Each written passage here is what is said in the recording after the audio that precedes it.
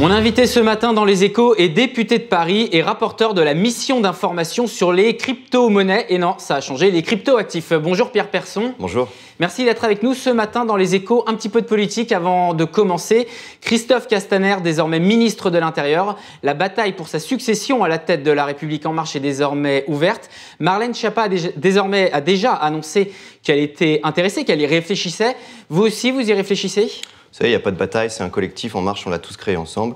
C'est ce que disent à chaque fois les politiques. Oui, mais bien sûr, mais aujourd'hui, En Marche est un collectif avant tout de 400 000 personnes. Oui. Et donc, la question des candidatures n'est pas venue. Le temps des candidatures interviendra à partir de la semaine prochaine. Et donc, ensuite, on aura 2 semaines pour échanger sur le sujet. Donc, on verra. Mais vous y réfléchissez ou pas ? On verra. Vous voulez pas dire ? On verra, c'est ce que je peux vous dire. Voilà, c'est tout. Quel sera, au-delà de la question des candidatures, l'enjeu pour La République En Marche, notamment en termes pour les élections, non seulement à venir, mais aussi en termes d'idées, puisqu'on a vu que, par exemple, lorsque le parti a tenté d'impulser un débat sur les droits de succession, il a suffi que Macron dise « vous arrêtez » pour que tout le monde arrête. Non, on n'a pas arrêté. C'est toujours encore d'actualité. Je veux dire, le mouvement a aussi son existence et l'objectif des prochaines semaines, des prochains mois, ça va être de continuer à porter ce mouvement, de continuer à le structurer, de continuer à faire qu'il vive et qu'il produise à la fois du militantisme sur le terrain, qui structure, mais aussi des idées. Donc et sur le droit de succession, par exemple, il aurait fallu continuer le débat ou pas ? Il n'y a pas que les droits de succession. Oui, mais en l'occurrence, c'est Christophe Castaner qui avait impulsé justement ce débat-là sur les droits de succession et il a été retoqué. Il aurait fallu le continuer. La question du droit des successions, c'est est-ce qu'aujourd'hui le mouvement qui est En Marche peut réfléchir ? Et oui, il doit réfléchir. Il doit porter un corpus idéologique, un corpus de valeurs, pas simplement au nom du dogme, mais bien un corpus d'idéaux. Et l'enjeu pour les années à venir, et notamment parce que ce mouvement a vocation à accompagner la recomposition politique, c'est de se structurer aussi du point de vue des idées. Et donc on continuera à travailler sur les idées, que ce soit la PMA, mais aussi les successions. Et travailler sur les idées au-delà d'Emmanuel Macron, à côté d'Emmanuel Macron, même si Emmanuel Macron ne souhaite pas forcément qu'un débat soit ouvert, comme par exemple les droits de succession. Vous savez, Emmanuel Macron, c'est la personne que nous avons choisie pour incarner un projet. Oui. Et aujourd'hui, il est au pouvoir et nous l'accompagnons à l'Assemblée, notamment en tant que parlementaire, pour mettre en œuvre ce projet. Donc bien entendu qu'Emmanuel Macron est aujourd'hui au cœur même d'En Marche, parce que En Marche a vocation à porter le programme présidentiel. En Marche n'a pas vocation à contredire le programme présidentiel. Il faudrait absolument être fou pour avoir une vision divergente de ce que nous portons d'un point de vue gouvernemental. Donc on est dans la même ligne, on continue à porter, mais bien entendu qu'on aura une voie complémentaire pour continuer à réfléchir, parce que le temps est long et qu'il faudra préparer les prochaines échéances, et notamment les échéances européennes et municipales. Vous savez, on est en train de travailler avec nos partenaires européens sur une plateforme programmatique. L'enjeu, c'est que nous partagions un même projet pour l'Europe. On fera la même chose au niveau des municipales. On portera un projet pour les municipales qui se déclineront ensuite à l'échelle de chaque ville pour porter un projet à l'intention des citoyens dans leur quotidien, dans leur vie. Et tout ça, c'est le rôle d'En Marche. Alors, on n'aura pas le temps de parler des élections de Paris où les candidatures En Marche se multiplient, en tout cas les annonces. Juste un dernier mot sur la politique. Avec les européennes de 2019, vous avez commencé à en discuter. Vous êtes délégué national de La République En Marche. Vous vous occupez notamment de l'organisation des élections. La liste, quand la connaîtra-t-on et est-ce qu'elle avance ? Écoutez, il y a des candidatures qui ont été ouvertes le 26 septembre. Elles se clôtureront le 15 novembre. Bien. Ensuite, il y aura une commission nationale parce que c'est aussi le choix porté par Christophe Castaner. Et puis ensuite, on connaîtra la liste très certainement au mois de janvier. Mais il n'y a pas que la liste, il y a le projet. Je ne sais pas si vous aviez vu samedi, mais samedi, on avait un panel d'intervenants en passant par Guy Verhofstadt, Sandro Gozzi, des responsables éminents d'un point de vue européen dans chacun des États membres qui portent un même projet. Et donc l'enjeu, c'est quel projet on porte pour refonder l'Europe.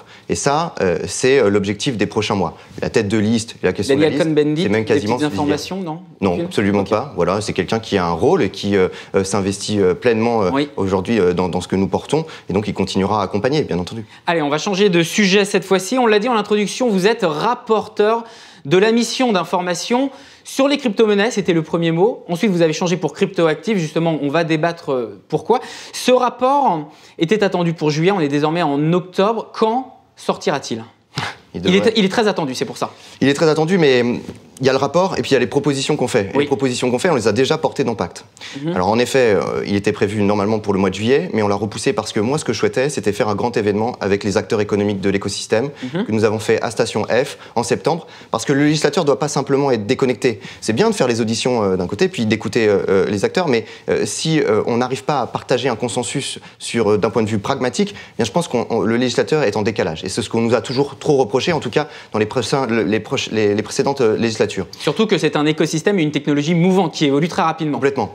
Et donc là, on prend le temps et on rendra ce rapport au mois de novembre. Donc c'est novembre. Oui, voilà. Mais l'intégralité des dispositions seront déjà quasiment dans la loi, ou en tout cas seront débattues à l'Assemblée. Il y a eu Pacte sur la question des ICO, sur la question des services des cryptoactifs, enfin associés aux cryptoactifs, pour la labellisation en général. Puis il y aura le budget avec toute la fiscalité, et en ce sens, ça sera porté avant la fin de l'année. Alors justement, sur ce dernier point, sur la question du budget, Éric Woerth a déposé un amendement au budget avec cette fameuse question de la flat tax. Il souhaite que les plus-values réalisées avec les crypto-monnaies ou les cryptoactifs, ça dépend comment on dit, soient assujetties à la flat tax, quelque chose qui a été demandé pour plus de lisibilité.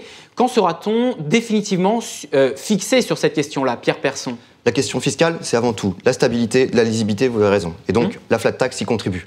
On y sera fixé notamment au courant de ce mois. On est en train aujourd'hui de terminer d'échanger avec Bercy, avec le cabinet de Bruno Le Maire. Je pense que nous atterrirons sur la flat tax. Parce qu'il faut avoir un régime fiscal qui soit lisible à la fois pour nos particuliers qui ont investi dans ces cryptoactifs et qui aujourd'hui se posent la question de savoir comment est-ce qu'ils les déclarent, mais aussi pour les investisseurs qui viennent en France et qui se posent la question du régime fiscal. Alors, on a commencé également à en parler brièvement, c'était la loi Pacte, avec l'article 26 sur les ICO, c'est-à-dire les levées de fonds qui sont nées dans l'écosystème blockchain, Bitcoin, avec une émission de jetons. On ne va pas rentrer dans les détails techniques, tout est expliqué sur leséchos.fr pour ceux qui veulent en savoir plus. Dans cette loi Pacte, il y avait cette question d'un visa, d'un label qui pourrait être décerné, octroyé par l'AMF, l'autorité des marchés, de façon optionnelle, justement pour ces ICO. Est-ce qu'il y en a eu beaucoup, déjà, des demandes de labellisation d'ICO en France, Pierre Persson? Oui, je crois plusieurs dizaines. Je laisserai confirmer l'AMF, mais en tout cas, elle a été sollicitée de nombreuses fois, et tous les acteurs, que ceux qui ont déjà émis leur ICO, mais aussi ceux qui se préparent à émettre, sont très intéressés par le système de labellisation. Pourquoi? Parce qu'aujourd'hui, en France, on a un écosystème pas simplement économique, mais aussi administratif des superviseurs tels que l'AMF qui sont attractifs. Et quand on dit, eh bien, on a installé notre société en France, c'est gage aussi de confiance pour les investisseurs étrangers. Bruno Le Maire a dit début octobre qu'il souhaitait faire de la France une leader de la blockchain. Oui, il a raison, parce que la blockchain, c'est à mon avis le meilleur moyen de rattraper aujourd'hui le retard qu'on a accumulé sur Internet. Vous voyez bien, on n'a pas de GAFA en Europe. Les Google, Amazon sont soit aux États-Unis, soit en Chine. Et donc, sur la blockchain, la France pourra avoir son GAFA? Oui, en tout cas, elle le doit. Et je pense que ce n'est pas simplement la France. Ça doit être l'Europe qui doit avoir ses GAFA. Il faut que l'Europe ait ses plateformes d'échange qui permettent de faire la transition entre ce qu'on appelle les monnaies fiat, l'euro, le dollar, le yen, et puis les monnaies cryptoactives que sont le bitcoin et dérivés. Et donc, il faut qu'on ait ces plateformes européennes qui soient fortes, parce qu'on ne peut pas simplement aujourd'hui laisser l'écosystème se structurer autour de deux pôles que sont la Chine, en tout cas l'Asie, mais généralement, et les États-Unis. Merci Pierre Persson d'avoir été mon invité ce matin dans Les Échos. Je rappelle, député La République En Marche de Paris et rapporteur de la mission d'information sur les cryptoactifs.